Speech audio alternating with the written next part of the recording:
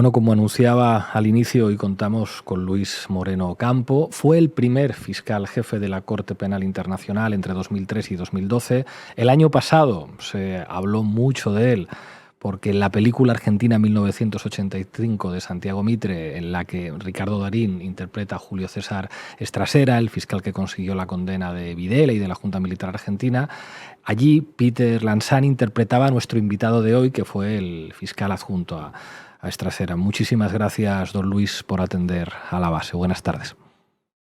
¿Cómo están ustedes? Le pregunto... Me interesa esta discusión. Ustedes son gente que promueve la idea de movimientos populares, me parece muy importante, pero me parece muy importante el goal, la meta. Porque la meta no es política. Si lo usas en términos políticos, estás perdido, porque ¿qué pasa cuando grupos que a vos te gustan cometen crímenes? A mí me parece, justamente en la Argentina pasa una paradoja, que el Partido Comunista, por razones particulares, apoyaba la dictadura de Videla. Entonces, la gente del Partido Comunista no discutía a Videla, al contrario, lo diferenciaba de Pinochet. Entonces, yo lo que aprendí en mi tarea, me pasé mi vida investigando crímenes masivos cometidos por gente con poder. Y la ideología a veces cubre los crímenes. Por eso es muy importante para mí en esta charla. Ustedes pueden tener una visión distinta, y por eso me divertí esta charla. Pero justamente, el problema no es Israel o Palestina, el problema es las víctimas. Ya que tomar un lado, hay que tomar el lado de las víctimas. Y justamente yo desde el comienzo dije que firmé con unos amigos míos israelitas diciendo que lo que Hamas había hecho era un genocidio. Porque Hamas tiene la intención de eliminar a los israelitas de Israel, que para Hamas ese territorio es de ellos. No puede haber, para Hamas son como cruzados. Y hay que eliminarlos igual. Entonces, Hamas ahora claramente cometió un crimen de deshumanidad y un genocidio. Pero Israel tiene derecho a defenderse, pero no tiene derecho a atacar a los civiles. Este es el problema. Y justamente, ahí ustedes, esa cita que hicieron de Richard Goldstone, que fue el fiscal de Yugoslavia, eso seguramente se refiere al año 2009, donde los dos trabajan. Yo trabajé en esa época en el tema Palestina-Gaza. Y pasó lo mismo, menos intenso, pero pasó lo mismo. Entonces, lo que es una locura acá es usar la guerra para enfrentar a Hamas. Y eso la humanidad no aprende. Israel sigue, o quizás influenció también a Estados Unidos, hasta el 2000, hasta las Torres Gemelas.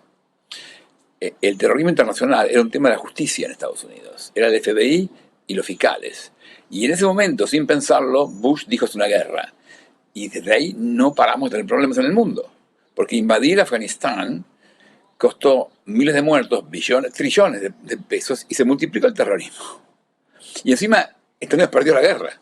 Entonces, yo estuve 6 años en Harvard, y a mí me asombra cómo los profesores norteamericanos no tienen capacidad de entender el error que cometen. Entonces, y ahora yo veo eso, otra vez repetimos el problema. Usamos guerra para enfrentar problemas de violencia que tenemos que hacer justicia. Justamente la Argentina, en 1986, usaron guerra contra ciudadanos argentinos. Y en el 83, cuando la Argentina recuperó la democracia, Alfonsín tuvo la visión de usar justicia contra terroristas, porque pusimos presos a los guerrilleros, a Firmenich, pero también a los generales. Y eso no se había visto. Eso para mí, y a partir de ahí me marcó. Entonces, para mí, esta charla con ustedes, mi punto de vista es, hay que tomar parte, hay que tomar partido, pero no por Israel o por Palestina, por las víctimas israelíes de Hamas y por las víctimas palestinas. A mí, esa es mi introducción. En este caso me interesa su opinión como jurista, como profesional del derecho, y querría preguntarle si a su juicio tiene visos de prosperar la denuncia de Sudáfrica contra Israel en la Corte Internacional de Justicia. Pero como jurista que estuvo metido en casos de poner... Mi tarea como jurista por muchas décadas fue poner límites a los políticos. Entonces hay un área de confrontación hay un área de pelea con los políticos, que Netanyahu... Justamente, eso lo explicó Goering. Goering dijo, es muy fácil que nos apoyen durante las guerras. Solamente hay que convencer a tu pueblo que están siendo atacados. Y entonces el que no quiere defenderse es un traidor. Y eso es lo que hace Netanyahu, por supuesto. Ahora, esa es mi introducción para que yo deje claro que yo creo que está al lado de las víctimas. Pero en este caso, Israel está atacando víctimas en Gaza. El caso más claro, más flagrante, es el bloqueo del agua a Gaza. Eso es un ataque dirigido a la población civil y no se puede hacer. Eso no se puede hacer. Eso en sí mismo puede ser genocidio bajo el artículo 2, tercero. Sí. Eso puede ser genocidio, claramente. Sí. No, sí, termine, perdón. No, hay 5 formas de cometer genocidio. Matanzas masivas es una. El problema es que mostrar cómo murieron cada uno de las 20.000 personas que aparentemente murieron es complicado. Israel pretende que cuando él mató gente tenía hecho un cálculo muy preciso de que estaba matando terroristas y que el otro era daño colateral innecesario y proporcional, que es lo que piden las leyes de la guerra. Eso es muy dudoso, pero es caso por caso y es complicado. Y sobre todo hay casos como cuando mató a sus propios rehenes, que dicen, pero bueno, ¿cuál es el criterio acá? No, Israel mata a sus propios rehenes, que se entregan con los brazos en alto y con el torso desnudo. Israel los mata. ¿Cómo puede ser eso? Entonces, pero el punto 1 de matar como genocidio, ese requiere evidencia de prueba más detallada. Pero el punto 2, que es producir daño mental, eso está claro, y es producido por el punto 3, que es infligir condiciones para la destrucción de un grupo, que es lo que está pasando, lo que estamos viendo acá, ¿no? La combinación de bloquear el agua y bombardear está ocasionando la destrucción de un grupo acá, claramente. Y por eso creo que hay muchas bases para este caso. Por supuesto hay muchas bases para este caso, pero que el tema no es si estamos listos para una condena. Para una condena hay que tener pruebas más allá de toda duda. Pero para iniciar una investigación hay que tener bases razonables para creer. Y para eso sobra. Y más todavía, Sudáfrica cuestiona a Israel por su falta de prevención del genocidio. Y para prevenir el genocidio, lo que es necesario es que haya un riesgo de genocidio. Que eso obviamente está. Entonces, por eso, legalmente la postura de Sudáfrica es muy fuerte y políticamente es muy importante que Sudáfrica lidere un caso como este, que justamente que nos salimos de la bipolaridad, no es China, Rusia, Estados Unidos, Sudáfrica, un país no tan grande, mediano, que lidera el mundo en decir basta de genocidio. Y es interesante, esto está pasando también hace unos años, pasó que Gambia, un país chiquitito, Gambia lideró un caso contra Birmania por el genocidio de los contra Rohingya.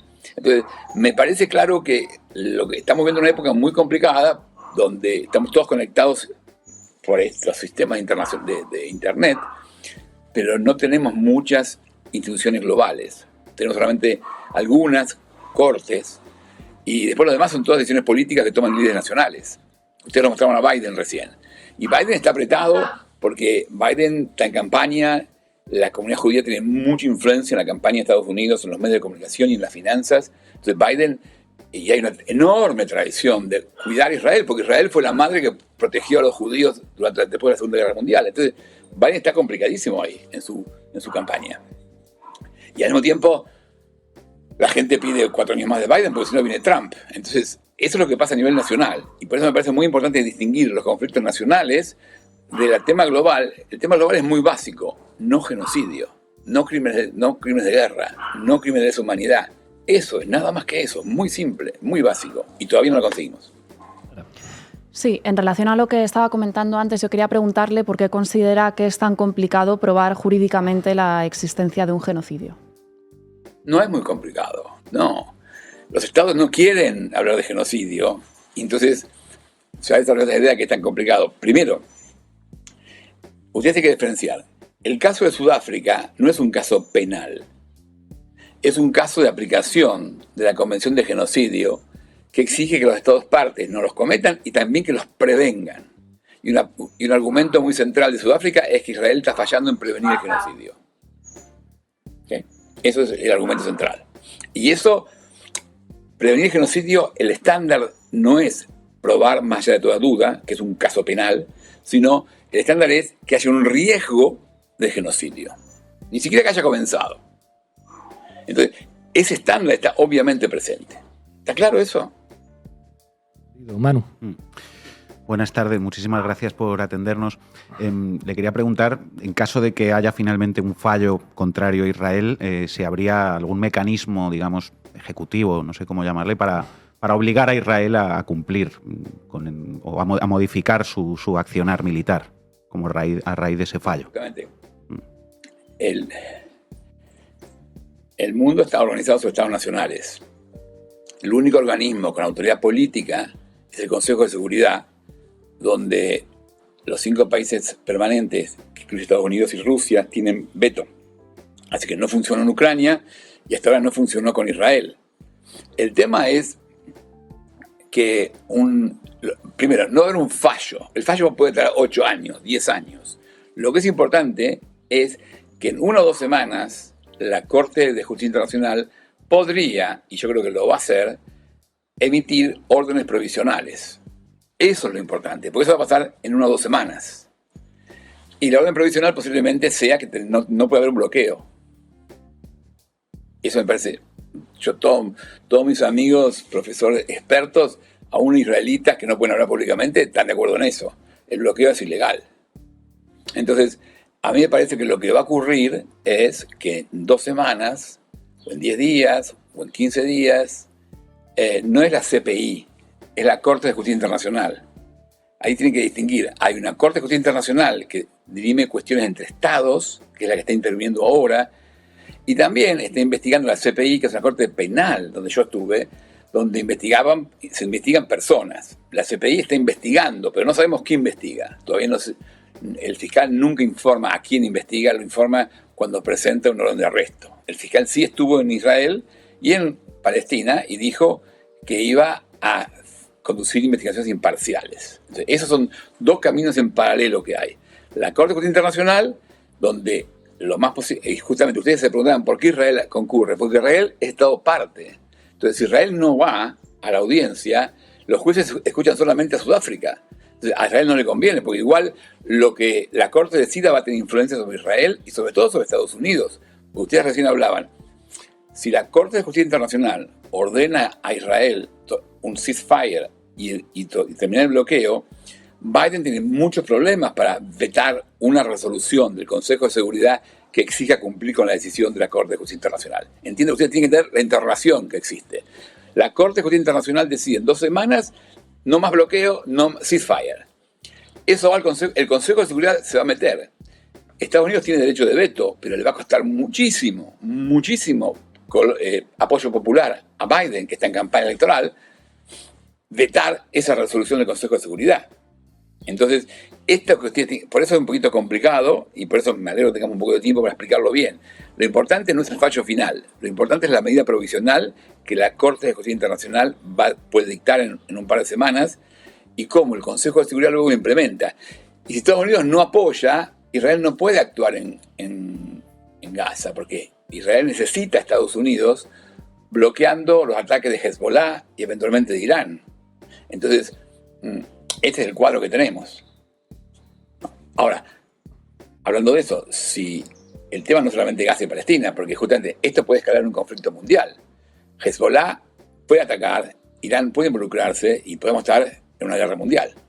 Entonces, estamos jugando con fuego en el mundo de hoy. Ucrania y Gaza son 2 tormentas de fuego que estamos jugando.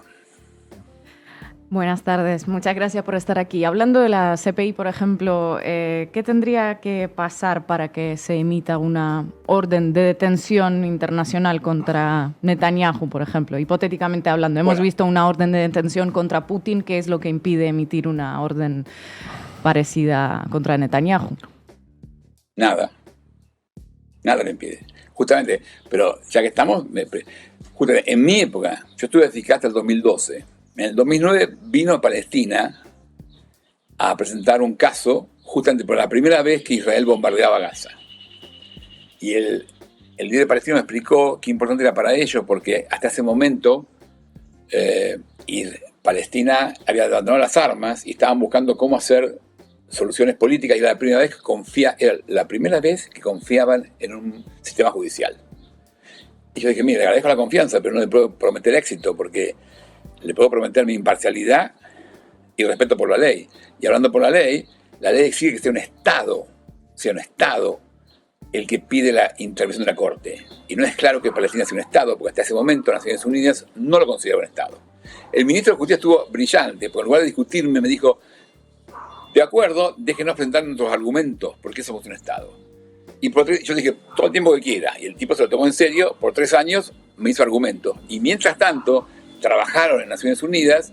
Cuando yo en 2012 decidí, bueno, ellos me dijeron que terminó la presentación de argumentos. Yo dije, muy bien, ustedes no son un Estado, lamento mucho, vayan a Naciones Unidas y vuelvan. Y lo hicieron. En el 2012, octubre, la Asamblea General de Naciones Unidas consideró a Palestina un Estado. Y a partir de ese momento cambió el juego. En el 2015, Palestina se hizo miembro de la Corte Penal Internacional. En el 2018 le pidió a la Corte que intervenga. En el 2021, Palestina, los jueces de la Corte de Justicia Internacional reconocieron que el fiscal debe y puede investigar en Gaza, lo que llaman Cisjordania en español, y el Jerusalén del Este. Así que, por eso, el fiscal ya tiene jurisdicción, y ahora lo que tiene que decidir qué investiga. El fiscal tiene total discreción para decidir si investiga a Hamas, o los bombardeos de Israel ahora, o lo que está pasando en Cisjordania, de la cual no hablamos, pero es un desastre, porque en Cisjordania tenemos colonos extremistas de origen israelí que perturban y remueven a los palestinos. Y eso es un conflicto paralelo que está ocurriendo, hubo 200 muertos ya, y que también puede investigarlo el fiscal. Entonces, no sabemos qué va a investigar el fiscal, pero lo puede hacer. Una investigación normalmente toma tiempo, y la Fiscalía nunca pudo ir a Israel o Palestina, pero igual, de todos modos, están investigando, no sé cuándo lo van a hacer, pero Netanyahu tiene que saber que hay una espada de Damocles sobre su cabeza. Luis Moreno Ocampo, primer fiscal jefe de la Corte Penal Internacional, muchísimas gracias por atender a Canal Red. Hasta pronto. A ustedes.